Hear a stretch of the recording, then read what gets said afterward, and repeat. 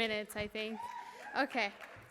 So I now have the incredible honor of introducing our keynote speaker, Amelia Rose Earhart. Although not related to the original Amelia Earhart, she did accomplish her legacy and flew around the world, completing a 28,000-mile flight in a single engine alone. She is one of the youngest women to fly around the world and was named top 10 Young Americans by the JCs and is the president of the Fly With Amelia Foundation, a nonprofit providing flight training scholarships to young women across America. A California native now residing in Denver, Colorado, where she is a reporter on NBC, she has accomplished so much as a private pilot, and with all her extra community work, I am so honored to invite this bright, motivated, and compassionate speaker to the stage. Please join me in welcoming Amelia Rose Earhart. Can I squeeze behind you here?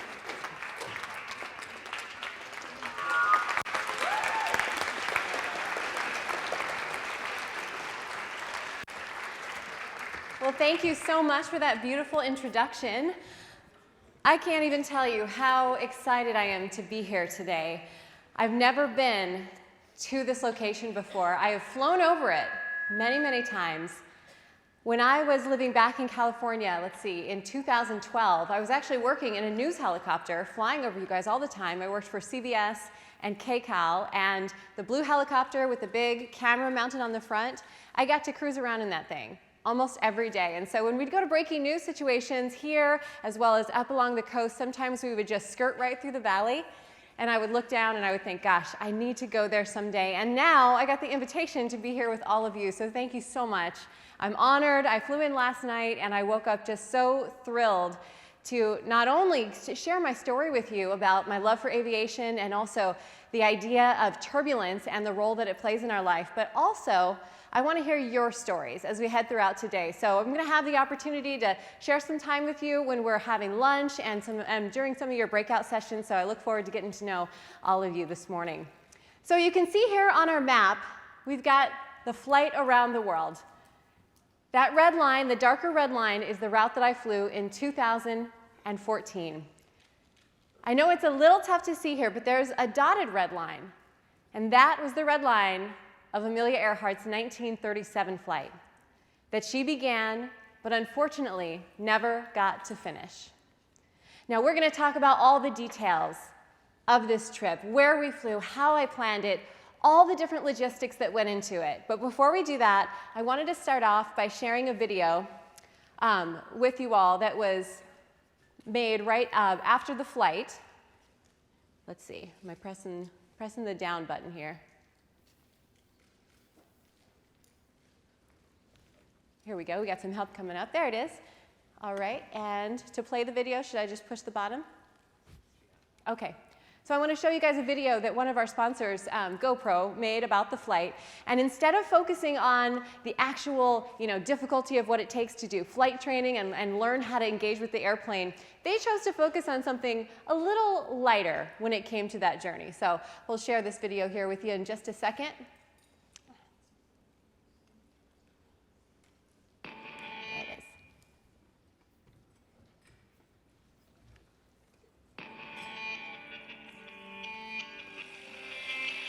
My name is Amelia Rose Earhart. I flew the Pilatus PC-12NG around the globe, 24,300 nautical miles, to symbolically recreate and complete the flight that Amelia Mary Earhart never got to finish. During a flight around the world, there was a lot of downtime, and sometimes you just need to stretch your legs. So I did a lot of yoga.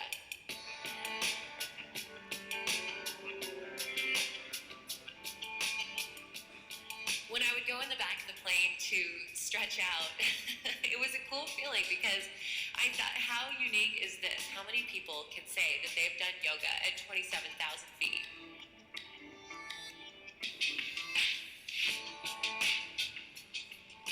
When I think about the flight around the world, it was all about the unknown and not knowing what's next across that horizon.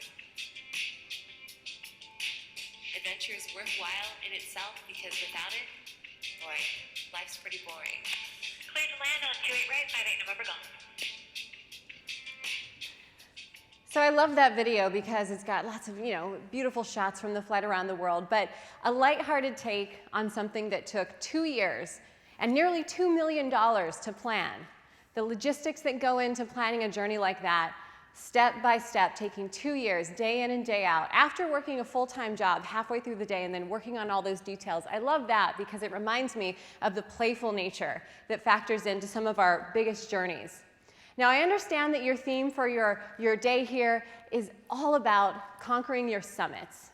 So while I'm talking, I want you guys to start thinking about some of the summits that you're thinking about conquering in your own world. Because I definitely, when I look back at this trip, I really see it as a summit. It was a mountain that I just had to climb, and I knew that my life really wouldn't be complete until I finished that flight around the world. And as I share my story, I think you'll understand a little bit more about why it all meant so much. Let's see, so the next slide here. So when I click it, are we keying it back in the back room there? Okay, sorry guys. All right, so with this picture here, I want you to take a look at it. This was taken in Geneva, Switzerland. And I want to take you back in time to a few months right before the flight around the world.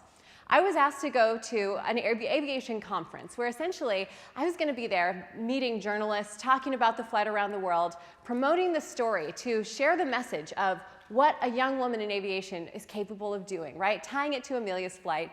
And so the crew that asked me out that morning said, meet us at the Pilatus PC-12 NG, which was the plane that I was about to take around the world. Meet us at that plane at 9 o'clock in the morning, and we'll take some pictures and we'll do an interview. Right? No problem. So it's a business conference. I'm a little bit dressed up. I'm a TV news lady, so I like to, wear dresses and heels. So I walk out to the aircraft, and I meet the crew there. And there's a pretty big crowd gathering there at the airplane. And you can see the crowd in the next picture here. So the journalists are showing up. We've got photographers on scene. We've got some reporters. And there's that beautiful airplane that in just a few months I was about to take all the way around an entire planet. So the photographer says to me, why don't you go ahead and step up on the steps of the airplane and we'll take a few shots. So there's a bigger and bigger crowd gathering as we get up to the airplane. We'll go to the next slide here.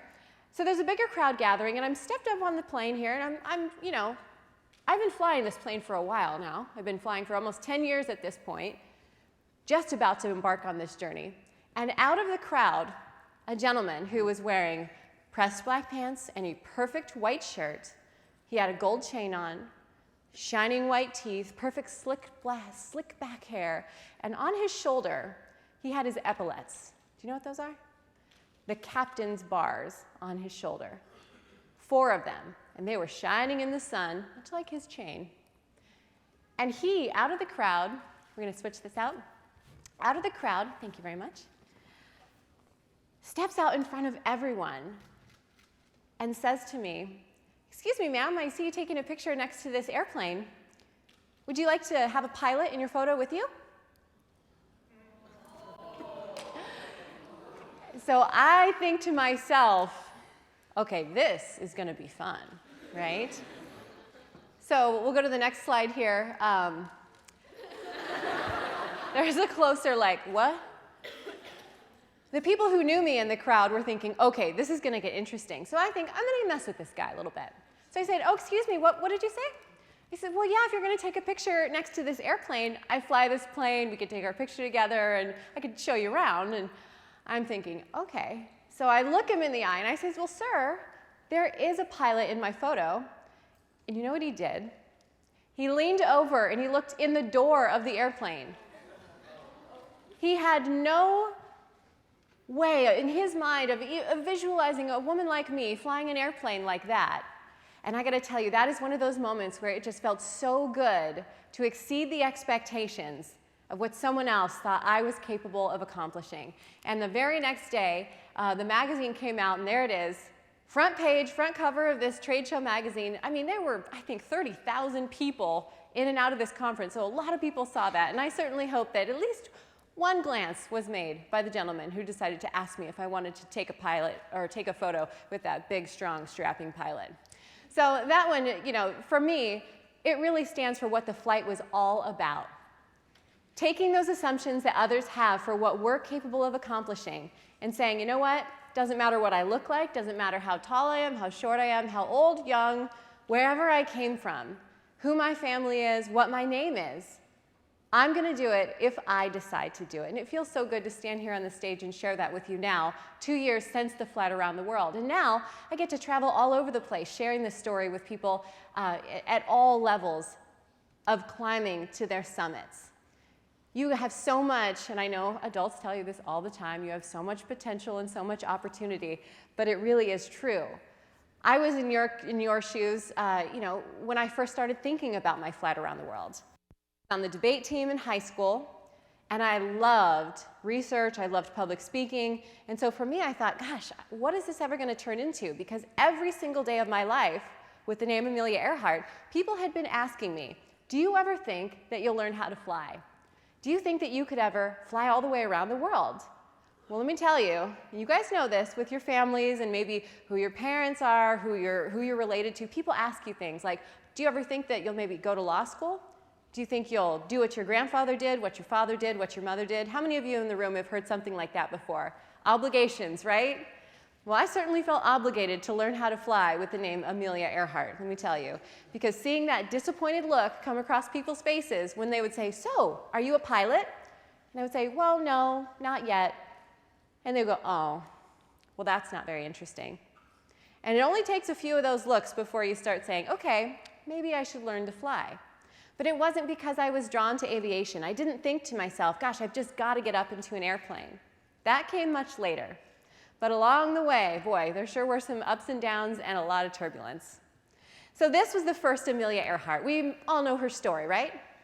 1937, she attempted to fly around the world, and unfortunately, her and her navigator, Fred Noonan, never made it back.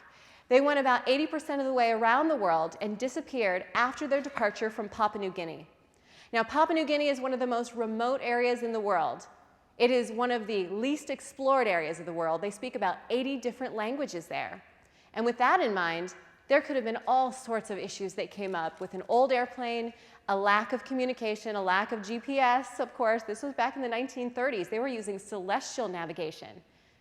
A point in space, so they would choose a celestial body, a point on the horizon, and then they would triangulate their location in the air, most often at night, of course, using the stars, and then also in bad storms. Can you imagine trying to look through clouds to find a star to determine where you are, and then where a tiny little island is, down in the middle of the South Pacific? Incredibly tough. But Amelia, back in the 1930s, was most likely the biggest celebrity of her time. I mean, everyone knew what she was doing. She had already become the first woman to cross the Atlantic. She had broken all sorts of records, and she not only was a pilot, she was also a fashion designer, she was a luggage designer, she was a social worker, she was a nurse. I mean, she had so many different aspects to her personality that flying was just the one that happened to get most of the attention. So through the years, Amelia, of course, led up to her flight around the world, hoping to accomplish this big goal. Really, other men would do it, but to become the first woman to fly around the world and to do it with her navigator, Fred Noonan. Now, my parents, fast forward to 1983, when I was born, my mom and dad, when they met, my mom said, well, Glenn, if we ever have a little girl, and he says, oh, no, no, no, no. See, my dad's last name is Earhart, E-A-R-H-A-R-T, just like the first Amelia Earhart. My dad said, we cannot name our daughter Amelia Earhart. He said, what if she feels like when she grows up, she has to fly around the world? Well, yeah, that happened. What if she feels like that she's got to spend her whole life telling someone else's story? Well, yeah, that happened too. And it's taken me now until 34 years old to figure out that this actually is my story. And Amelia's story was this beautiful sort of interlude that has played into all of it and led me down this really unique path. But going into me being born, my mom and dad, we'll actually go back here. My mom and dad said, you know what, we are going to take this risk. My mom said, what if she feels like she has a great role model to look up to? What if she feels like she's always got someone in history that she can go back and say, when things get tough, well, Amelia did it back in the 1930s. And very selfishly, but also a good idea, my mom said, what if when she walks into a room and she introduces herself, no one ever forgets our daughter's name? That definitely happens. You meet Amelia Earhart, you remember meeting Amelia Earhart. most likely because it's just sort of a silly joke for most folks. But I recently met Stephen King, which I thought was funny that Stephen King and Amelia Earhart were hanging out together. So when I was born, my mom and dad did decide to name me Amelia Rose Earhart. And ever since then, as a child, I was fed every bit of information about Amelia you could imagine. Facts, quotes, books, memorabilia, newspaper clippings, pieces of her luggage line, all sorts of facts were just said, you know what, little girl, you need to know everything about this person in your past, because it was always a family history and family oral tradition that we were somehow distantly related to Amelia Earhart. Well, as you can imagine, being related to someone and being named after them, of course, creates that pressure. And so I believed what my parents told me, because why would I question that?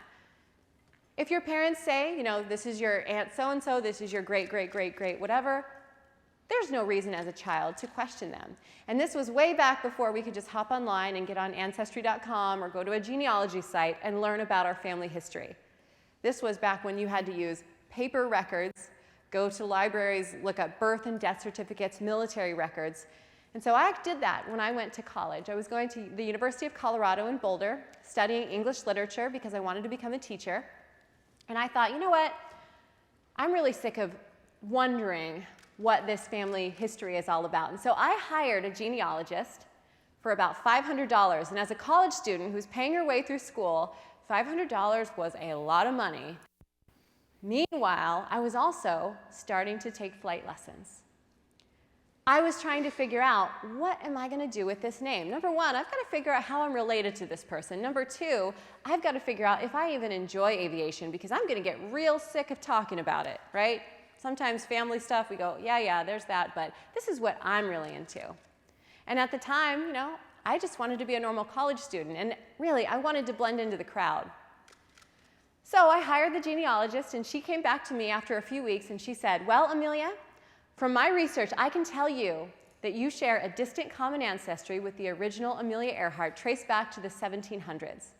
She said, your families lived in adjacent counties in Pennsylvania, and the way that you're connected essentially makes you very, very distant relatives. But in order to find out that exact connection of how you're related, we need to go into the European records, and that'll be another $3,500. And I'm going, okay, wait. So I call mom and dad, and we were raised, I mean, gosh, we grew up in, if any of you know where, I'm in California, so I can say this, the high desert. Does anyone know where Victorville, Hesperia is? That's where I grew up. Not the nicest part of town either. I mean, there was no extra money to be had. So that being said, when I asked mom and dad for help with the genealogy and the payment, they said, we just can't swing it right now, we're sorry. So I thought, you know what, that explanation is good enough for me, and it felt good to have that sort of out of the way. And so from the time that I was about 20 years old until 31, that's what I believed, and that's what I told everyone when they would ask, so how are you related to Amelia Earhart? So through the years, I continued through my flight training, and I started doing things like this, flying upside down in aerobatic airplanes. This is the Extra 330, which is a beautiful German plane that it's like Red Bull Air Race style plane, you know, so fast, so fun to fly. And I loved that thrill of being up in the air. My very first flight lesson, there shouldn't have been any reason why I liked it, because I was in this junky old airplane with this really crotchety old flight instructor who wasn't really amused that he was giving a lesson to Amelia Earhart. In fact, I think he thought it was kind of a joke or whatever. He didn't really want me there. We took our flight. There was tape over some of the dials. Didn't seem like a safe situation. But when those wheels lifted off the ground for the very first time, I'll tell you what, I felt for the first time ever that I was truly flying with Amelia. That feeling is something that I've never let go of. Even if I'm in the very, very back row of a commercial flight, it still feels the same when those wheels take off and then you start to get that perspective, right? The difference between being on the ground and surrounded by everything that seems so intense and then just lifting up just a bit and looking down and saying, gosh, now I can organize, now I can collect my thoughts. And so for me, flying in small airplanes is actually a really relaxing place, and that's where I like to sort of sort things out. So through the years, that flight training continued, and I continued to research and study Amelia Earhart. One of my favorite quotes from Amelia is from 1936, right before her world flight. She said, My ambition is to have this wonderful gift produce practical results for the future of commercial flying and for the women who may want to fly tomorrow's planes. Imagine that in 1936, Amelia Earhart had the foresight to think, gosh, the technology is most likely going to improve, right? It's not always going to be this difficult to fly. But the reason she wanted to do it, fly around the world, was so that women like us, men like us, people like us, would fly in tomorrow's planes and keep that really, tradition alive that she started so long ago. And so the more I thought about this quote, the more I thought, well, gosh, I love flying already. The flight training's going well. I'm really intrigued by this concept. And people always say to me, gosh, wouldn't it be neat if you could fly around the world?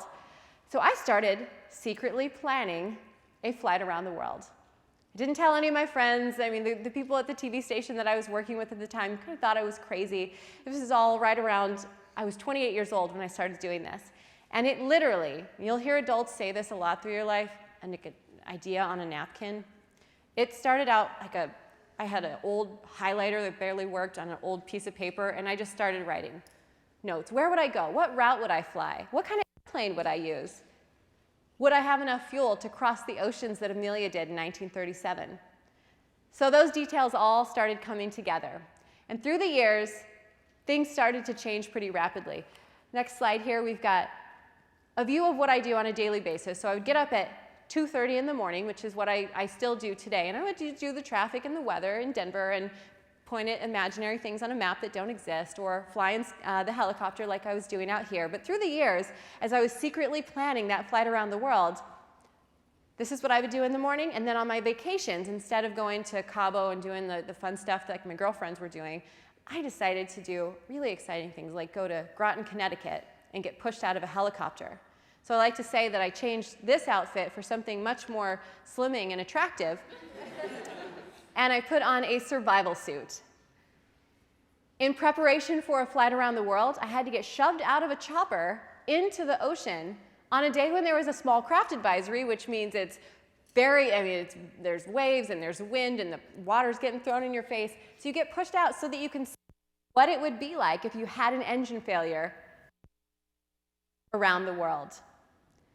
So as these things started getting checked off my list, I thought, gosh, if I can get this done and I can maybe plan this flight, just maybe someday, maybe 10 years from now, it'll all come together. Well, once things like this started happening and I started putting myself out there and just taking literally just one step at a time and checking off a list of things that I kind of assumed needed to happen for a flight, but also some professionals in the aviation industry told me, I thought, gosh, this is happening a lot faster than I thought it ever could. And before I knew it, it was time to really put that flight in motion.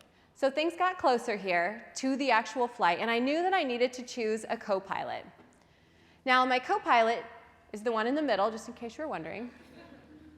His name is Shane Jordan. And the way that I found Shane is actually pretty interesting. And you'll find this when you're building teams, as you get older, as you go to college. The people that you choose to work with, I want you to start thinking about them as your flight crew.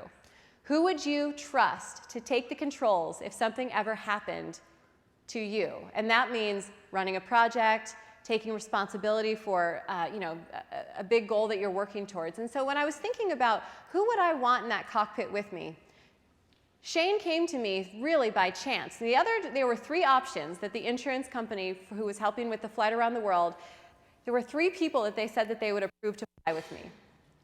I was sitting in the left seat, which is pilot in command, and I thought, okay, this is a really, really close, tiny space, right?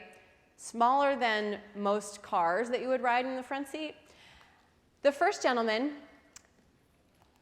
I met him through an aviation company that basically they fly airplanes over from Europe and they bring them to the United States to get them all configured, and he's a ferry pilot. And so I met up with him and we had coffee.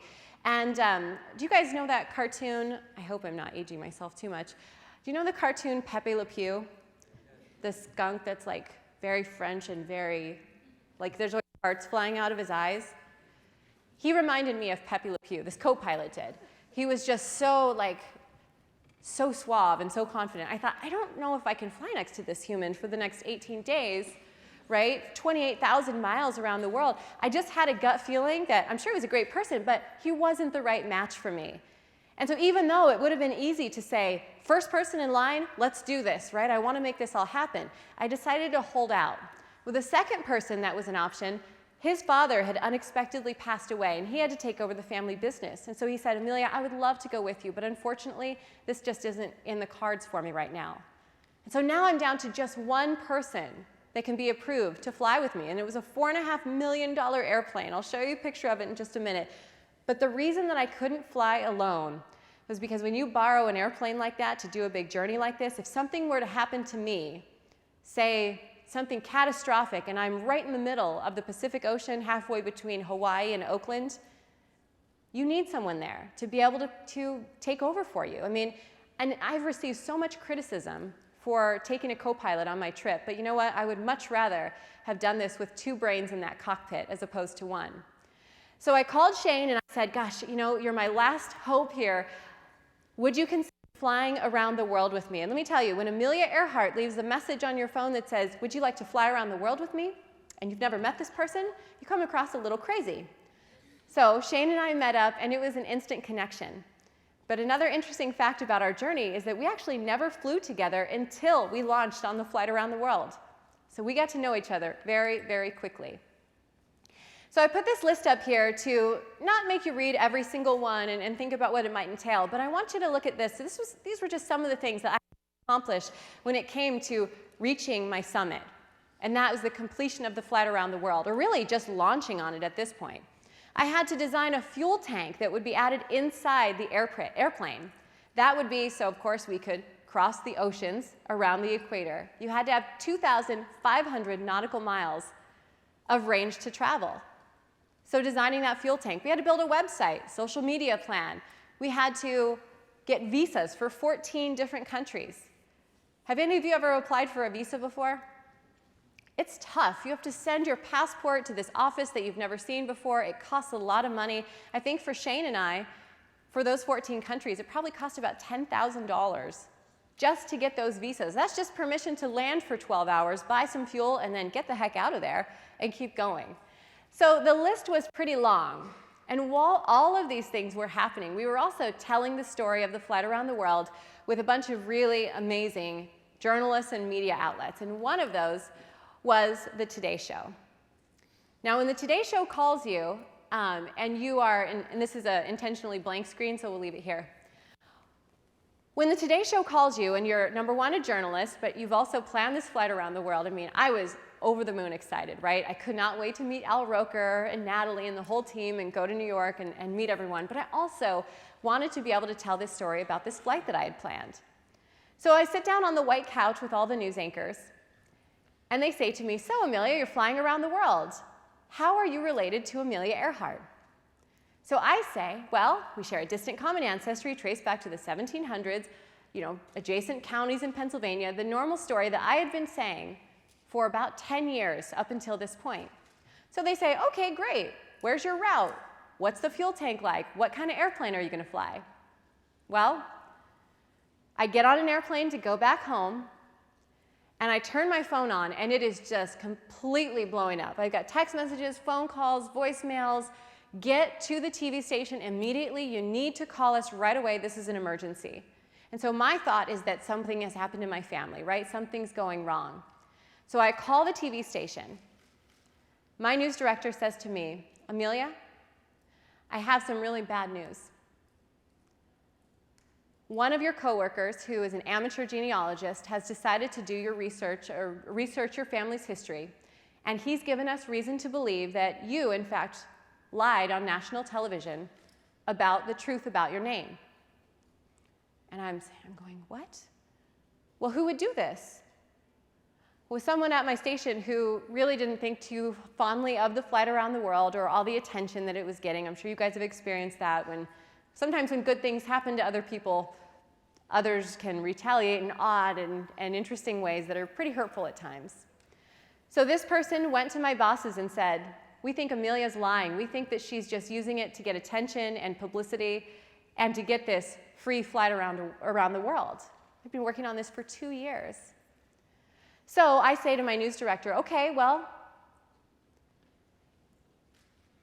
what we can do is hire another genealogist. And it was so hard for me to say that out loud that I had to prove myself once again after my family had not done the research before giving me the name of Amelia Earhart.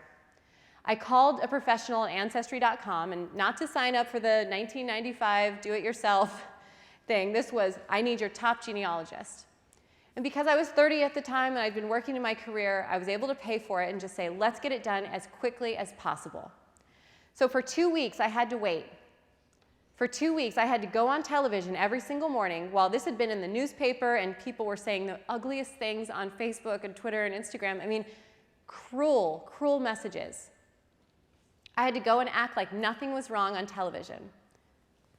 So I would get up at 2:30 in the morning and put on all the makeup and do the hair and wear the dresses and be like, oh, have a great day, everybody. And I would just go home and cry because I had no idea what was about to happen. I had raised almost $2 million. I had 21 corporate sponsors, and we're talking huge companies like GoPro, who were sponsoring my flight around the world. And here I was being called a liar in front of everyone. So 2 weeks later, that phone call comes in from Salt Lake City, where all the research was being done. And I answer the call, and they say, Amelia, we've got, we have some news for you about your name. And I'm thinking, okay, this is it. We're going to get that redemption. It's going to all be clear slate, and we're going to take off on that flight around the world. This part always gets me a little emotional, so I apologize. But the phone call that came in that day from the genealogist was one of those moments that I will never forget. I'll never be able to shake it. But in the end, it just does turn out that it's one of the best things that ever happened to me. The genealogist got on the phone and said, Amelia, I'm so sorry to tell you, but you actually share absolutely no connection, no relation to the original Amelia Earhart. The genealogist who you hired when you were in college most likely had you pay the $500, get that first little teaser of information, and then to drag you along said, let's go into the European records, and she would make more money. And unfortunately, it didn't come out until 10 years later. So here I was sitting in my car. I'd answered the phone, and I'm parked in my driveway.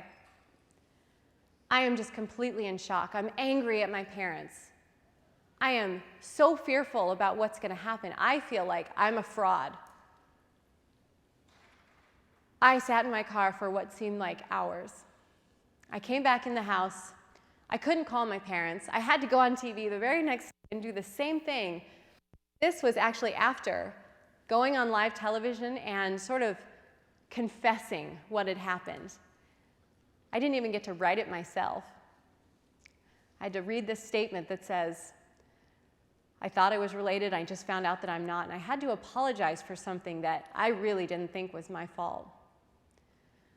So a few weeks went by, and I was incredibly depressed. I wanted to cancel that whole flight around the world because I was getting messages like this.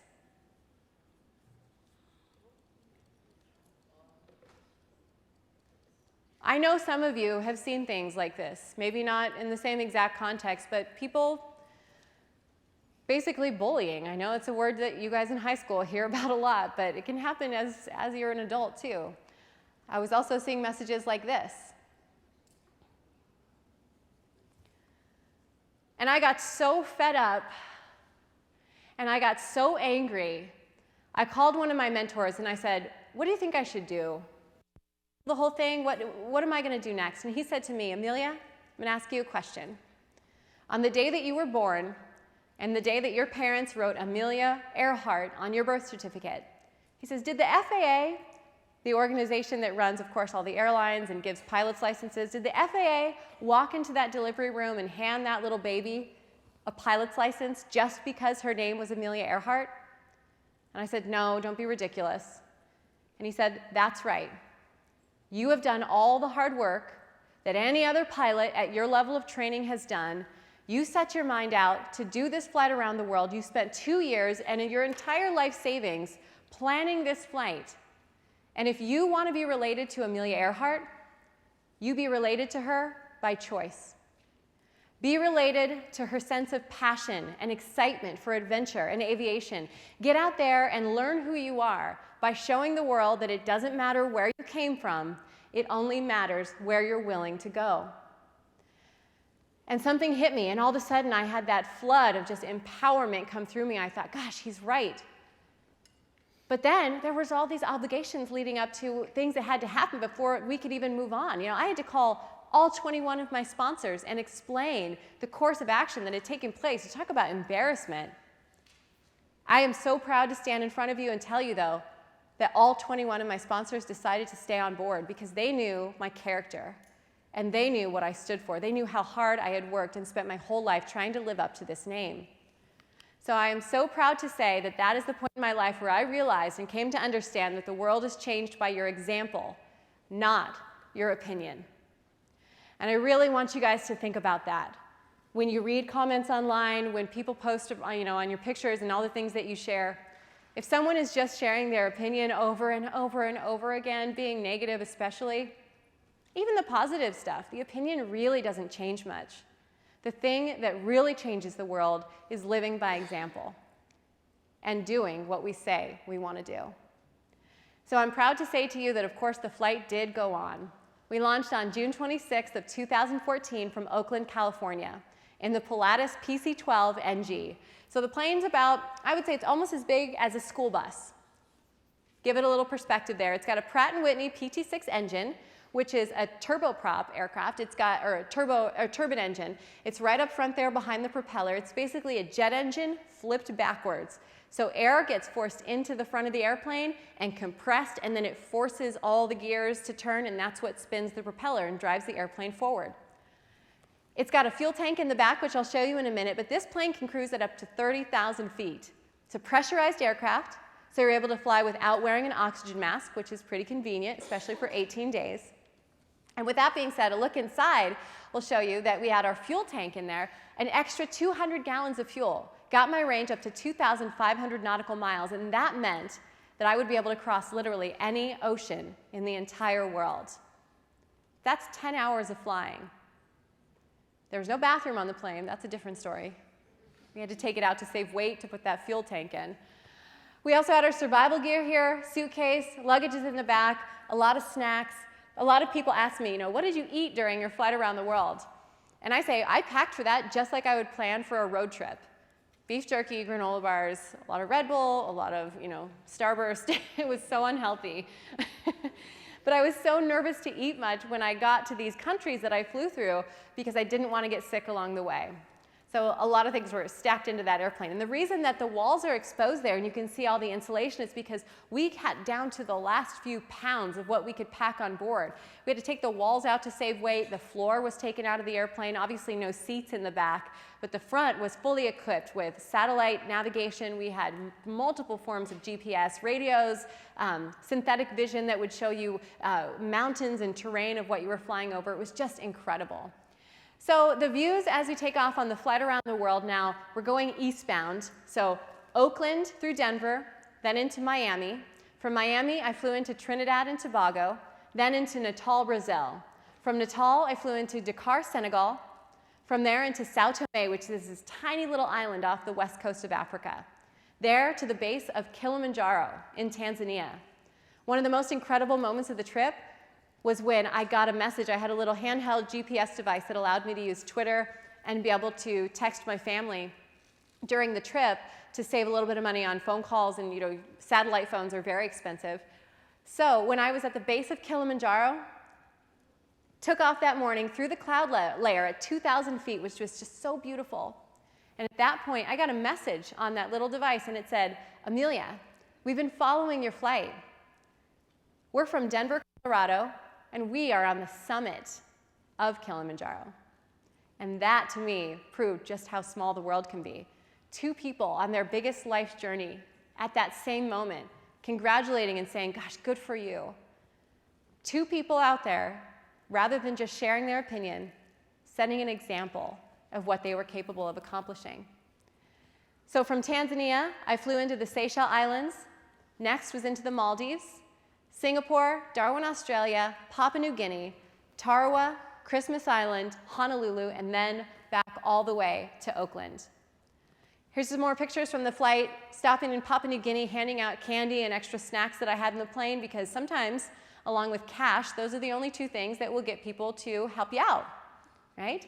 And when I handed out caramels to that group of people there on the bottom right-hand corner of the screen, I had instant friends. They had never had a piece of hard candy like that before. The other side of the world, there are 83 different languages spoken in Papua New Guinea, so there were definite communication boundaries. And there were big issues here. When I first arrived at the airport, they claimed that I landed at the wrong airport. Customs agent wasn't there. There was no way I could get checked in and be legally there in their country. Well, $3,500 later, lots of cash stored on that airplane. I had about $15,000 hidden in the plane because you can't just swipe a credit card when you're flying through these tiny little remote islands. So I had to give out quite a bit of cash there to get things done. So the colors were just insane. I mean, the most beautiful, Instagrammable moments you could ever imagine. There's no filter on this. The islands kept getting tinier and tinier the further I flew. And the views, the people, the sunsets, the sunrises kept getting more and more spectacular. The Seychelles Islands there, just off the east coast of Africa. And I was getting messages like this along the way. Little kids who were tracking the flight, families that were following along at home, watching that little red dot go all the way around the planet. And I realized that those negative messages that I was receiving were countered by messages like this. So as I continued to go forward, there's Tanzania, or there's Kilimanjaro flying out of Tanzania. Incredible sight there. Couldn't even see the mountain from the ground, but then we shot through the clouds, and there it was. As we continued to go along, I realized that we were getting closer and closer and closer to Howland Island. Whoops. Along the way, we went through several very luxurious international airport terminals, like this one. This is the Tarawa Airport, and that is the security line. I'm not kidding. It's an open-air airport. They just sort of check you in and stamp your passport, and off you go. But the closer we got towards Howland Island, the more I realized just how far from home I really was. Howland Island was the island that Amelia Earhart intended to land on after she departed from Papua New Guinea. Can you guys help me go to the next slide? So that tiny little island is only about 4 miles around on the shoreline. It's about 450 square acres, so you could absolutely walk that island in, maybe an hour or so. The storms were getting more and more intense the further we went out in the South Pacific. The volcanoes in Papua New Guinea were just incredible to fly over. This one actually erupted 2 weeks after I got back from that flight around the world. And when volcanoes erupt, airplanes stay on the ground, so I would have been stuck there. That wouldn't have been a good thing. But there it was, Howland Island. This is where Amelia wanted to land after she departed from Papua New Guinea. Imagine trying to find this in the middle of the South Pacific. I'm talking flying at 30,000 feet, and as far as the eye can see, literally no land. Consider that Amelia was flying at night. She was flying in terrible, turbulent storms, using celestial navigation, so she couldn't just pop up her iPhone and say, how do I get here? She never found it. Now, there are lots and lots of theories about what happened to Amelia and what happened to Fred Noonan. People ask me all the time, Amelia, what do you think happened? And I have made it a point to not focus on the death and disappearance of Amelia. I choose to focus on her life and what she was capable of being in charge of while she was still around. So I focus on her flight and really that impression that she left with everyone and the example that she set, not just the opinions of others who speculate on how she may have disappeared. So at this point in the trip, I'm so happy to say that I was able to hand out close to $100,000 in flight training scholarships to young women all around the country who are now getting their pilot's licenses, learning to fly in many different cities. And as I flew over, we circled over Howland, I was able to tweet out the names while Shane took the controls, tweet out the names of the winners of those scholarships, and each one of those girls got $7,500 to learn to fly, and many of them are now private pilots, many of them are now at the university level working towards becoming commercial airline pilots, and I'm so proud because all those negative messages that were coming through leading up to launching on the flight, I thought, you know what, I've got to figure out a way to let go of all that emotion and all that anger that's in it. And so when I gave those scholarships away, that was my way of saying, I forgive you. Now, through the years, we've got many, many pictures, of course, that just somehow seem to magically mirror Amelia's life from the 1930s. I got a chance to fly in an F-16 with the Air Force Academy, which was amazing. We pulled 9 Gs. If you ever have the chance to do that, please say yes. It will change your life. Over there, on the other side of the screen, we have Amelia stepping up into an aircraft where she's flying, and these are not staged photos. As you look at them, I want you to consider the fact that being related to someone is just a word that we've given to a blood connection, right? A family relation. Well, how many of you, and you don't have to answer this, I don't need you to raise your hands, but consider the families, the people that we cherish. They're not always our blood relation, right? They're friends that we bring in. They're family friends who have made a difference in our lives, maybe mentors that we look up to, teachers that we consider to be a part of our family, probably some people in this room who you consider to be family. You can be related to them because you relate to them. I love this here because I've got 2 little girls in the upper left that came to Oakland when I got back from the flight around the world to check out the airplane. They walked in, and they could stand up straight. I had to bend over to get in. I'm pretty tall, but they walked in and they said, "Does this thing have GPS?" I said, "Yep, it does." And they said, "Well, that's just like Dad's car." And then on the lower right, you've got Amelia with a young lady who came to hand her a bouquet of flowers before she launched from one of the cities as she flew around the world. These 2 pictures here, the upper left is simply a selfie that I sent to my mother, which ended up being the most used photo from the flight. I think it's in the pamphlet that we have here today. This picture, compared to the Amelia photo in the lower right, speaks volumes. Remember that quote that Amelia mentioned? The reason she was flying in the 1930s was so that women of tomorrow could fly tomorrow's planes. Women of tomorrow flying tomorrow's planes right here. And while the cockpit will change, we'll see increased technology. We'll go from steam gauges and celestial navigation all the way to having 10 different ways to find out any bit of information. And I want you guys to hear this. The one thing in this photo, no matter how many photos are taken in airplanes from here on out for the next several thousand years, the one thing that will never change is the look in the pilot's eye. That determination, when you are set out on your mission, I'm going to do this no matter what, that's what you see on both of our faces here.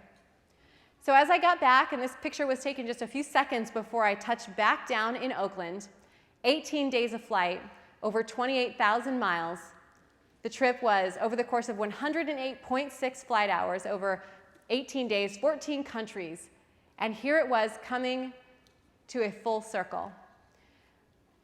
The night before I launched on the flight around the world, I got to keep the airplane in the very same hangar that Amelia did in 1937, 77 years apart.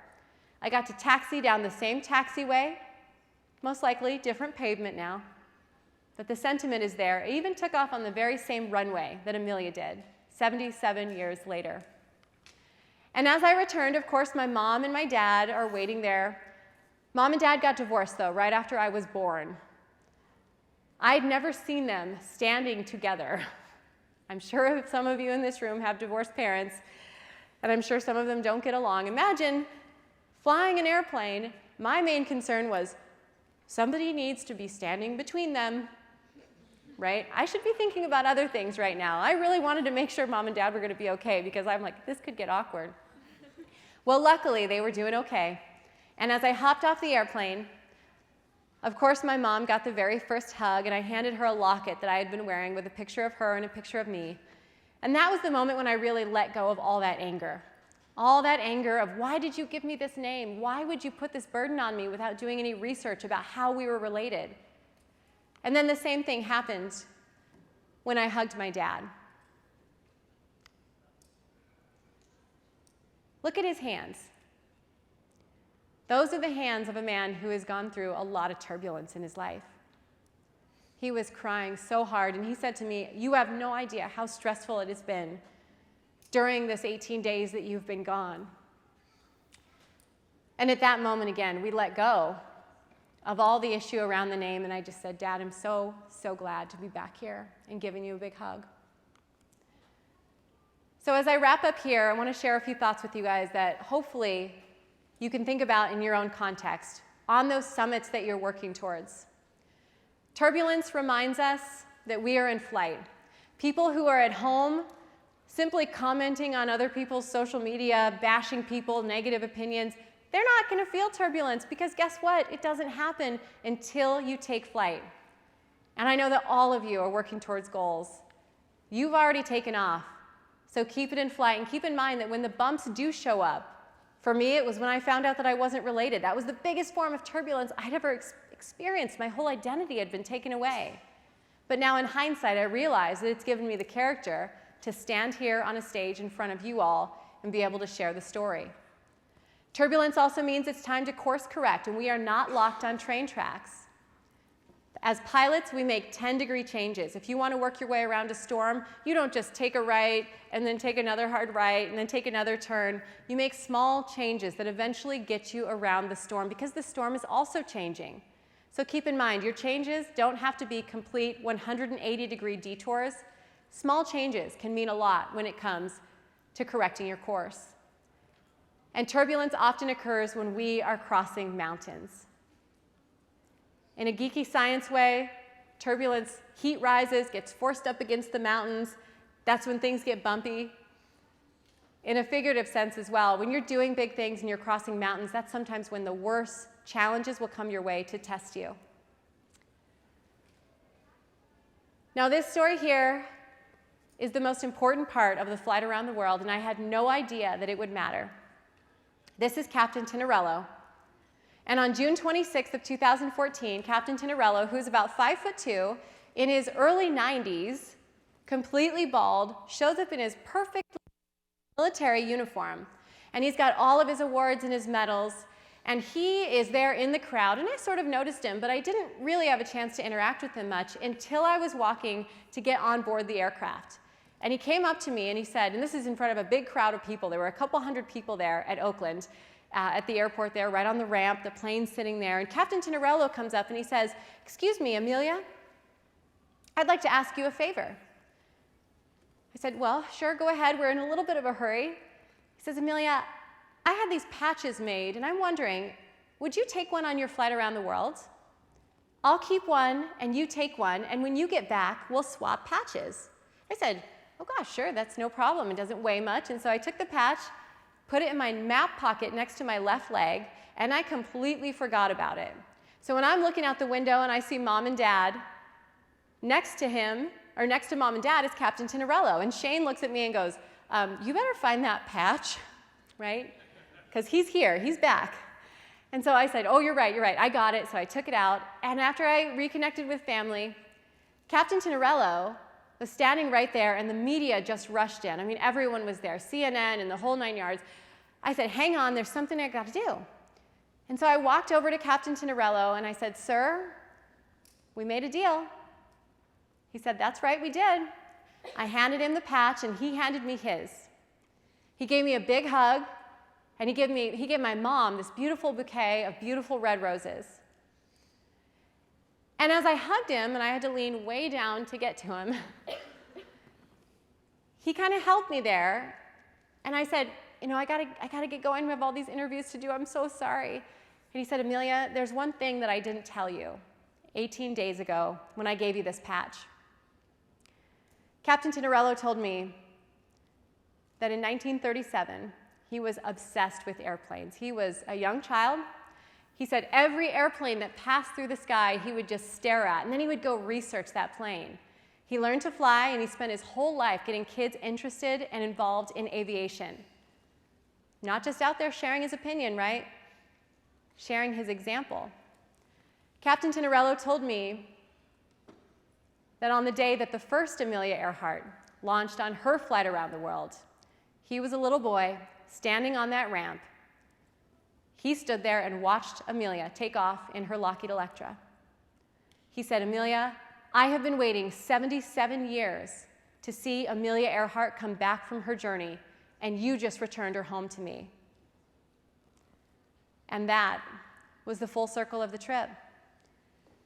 Your journey will impact so many more people than just you and your family and your immediate group of friends. You have no idea the things that you will accomplish and the things that you will set out to do, the way that they will branch out and affect people that you have never met and may never meet.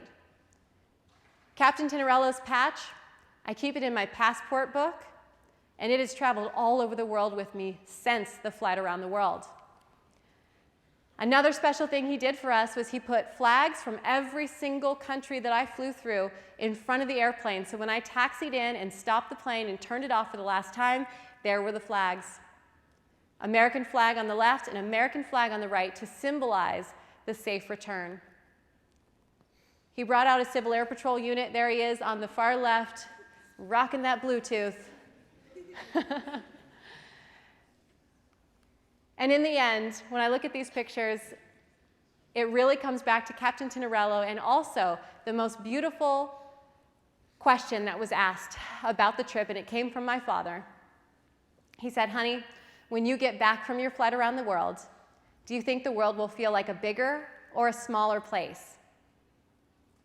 And now that I've traveled 28,000 miles around the equator, flown around an entire planet, I know now that, of course, the world is a much, much, much, much smaller place if you choose to make it that way. But it is so much bigger in terms of the beauty and the potential that it holds for all of us. Thank you very much.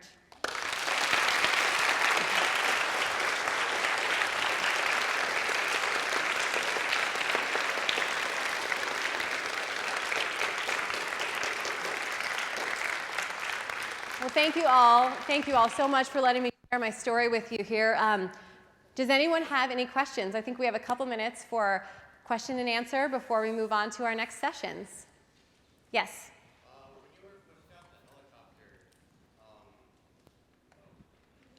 When you were pushed out the helicopter, did it hurt when you hit the water?